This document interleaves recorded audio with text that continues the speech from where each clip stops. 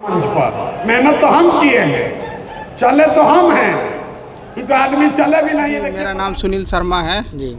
हम लोग जन स्वराज के एक सिपाही हैं। आज पूरे पदाधिकारियों का पूरे बिहार में जितने पंचायत स्तर से लेकर ब्लॉक स्तर तक, जिला स्तर तक, जो स्टेट लेवल के हैं, सारे पदाधिकारियों का एक बैठक बुलाया गया था। ये उसका बैठक का मेन उद्देश्य ये था कि हमारे जन स्वराज जो पार्टी बनने वाली है 2 अक्टूबर को, उसका संविधान कैसा हो, सबका राय लेने के लिए ये बैठक बुलाया गया। अच्छा, आपका पार्टी का अलग से जो पार्टी का कार्यकारिणी होगा उसका संविधान बन रहा है?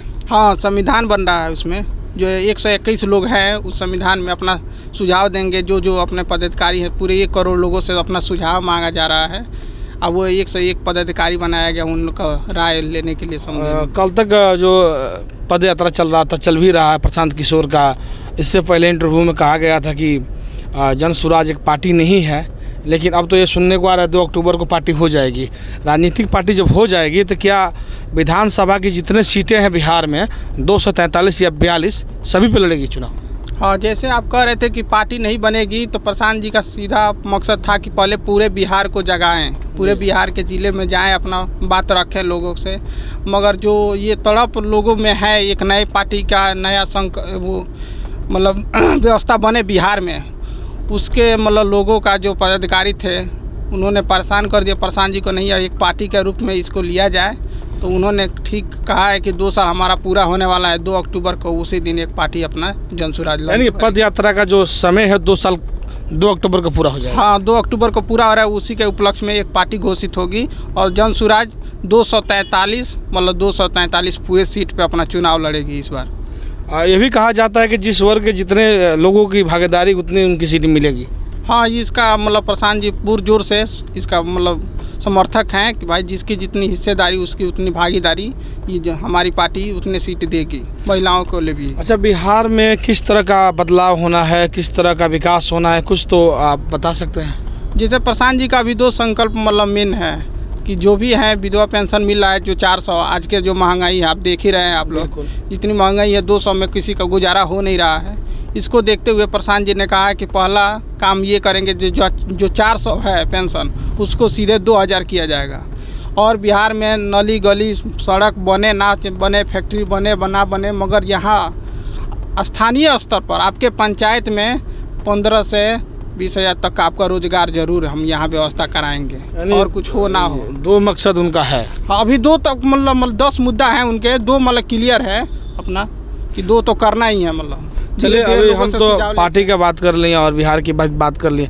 थोड़ा आपके बारे में जानेंगे, आपकी जीवनी की थोड़ी हिस्सा के बारे में जानेंगे कि आपकी क्वालिफिकेशन क्या है, और इससे पहले पार्टी से जुड़ने से पहले आप कहाँ थे और किस तरह से पार्टी से जुड़े। तो पहले अपना क्वालिफिकेशन के बारे में बता दीजिए। जी, मेरा नाम सुनील शर्मा है, ग्राम तरकुलई, पोस्ट मटियारी, थाना विजयपुर, जिला गोपालगंज में। अभी जन स्वराज में जिला सचिव पद पे हूँ। मैंने बीटेक किया है मैकेनिकल इंजीनियरिंग से 2015 में। उससे पहले मैं बीएड भी किया हूँ, और इससे अच्छा विभिन्न कंपनियों में मैंने काम भी किया है। मगर प्रशांत जी के बातों को सुन के, वो जो बिहार के संकल्प लेकर चल रहे हैं कि बिहार के बदलाव के लिए, उस मुहिम से हम लोग भी 2 साल से संस्थापक सदस्य के साथ उनका हाथ में हाथ मिला के चल रहे हैं। आप इतना डिग्री उपलब्ध किए हैं और इतना अच्छा कंपनियों में भी काम किए हैं, और बिहार के लिए अपने आप को आपने त्याग दिया है।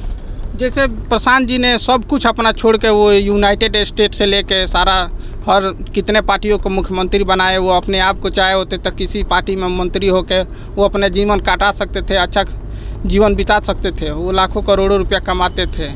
उन्होंने सब कुछ त्याग के पैदल जब चल रहे हैं, तो थोड़ा सा हम लोग का भी सहयोग युवाओं का रहेगा कि वो अकेला ना पड़ जाए इस बिहार के मतलब बदलाव में। बिहार की बदलाव की शुरुआत हो चुकी है, आप देख सकते हैं। और प्रशांत किशोर के एक गोपालगंज जिले के सिपाही हैं जो कि अच्छे खासे पढ़ाई लिखाई करके भी और प्रशांत किशोर के साथ जुड़े हुए हैं। और कुछ जानेंगे आपके हॉबी के बारे में।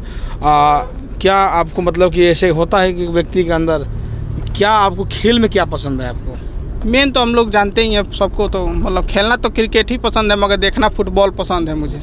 अच्छा, भोजन में कुछ तो आपको ऐसा होगा कि जो आपको प्रिय होगा, जो भोजन होगा? हम लोग बिहारियों का मेन भोजन ही है लिट्टी चोखा। उससे अच्छा क्या हो सकता है? फिर लिट्टी चोखा ना मिले तो दाल चावल मिल जाए, और क्या, उस पर सोने पर सुहागा अच्छा, जो ये भ्रम बना हुआ है बिहारियों का, लिट्टी चोखा, दाल चावल चोखा सब्जी, इसको राजनीति नज़रिए से कैसे देखते हैं?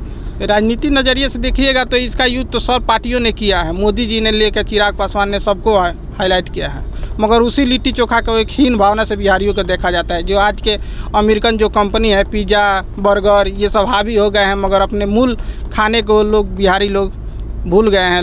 लिट्टी चोखा कोई ऐसा नहीं है कि सिंबल है कि बिहारियों का ये खाना खराब है, पौष्टिक भी होता है, ऐसा कुछ नहीं है।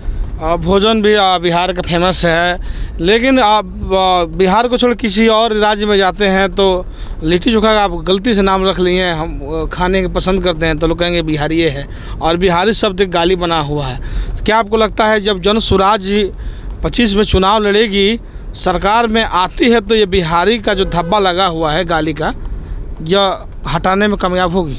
जैसे सही बात है, जैसे हम लोग कहीं भी आज भी देखिएगा नए आंकड़े में तो 2 करोड़ से ज़्यादा बिहारी कहीं ना दिल्ली, मुंबई, गुजरात, विदेश गए हैं कमाने के लिए, रोजी रोजगार के लिए, अपना माँ बाप छोड़ के।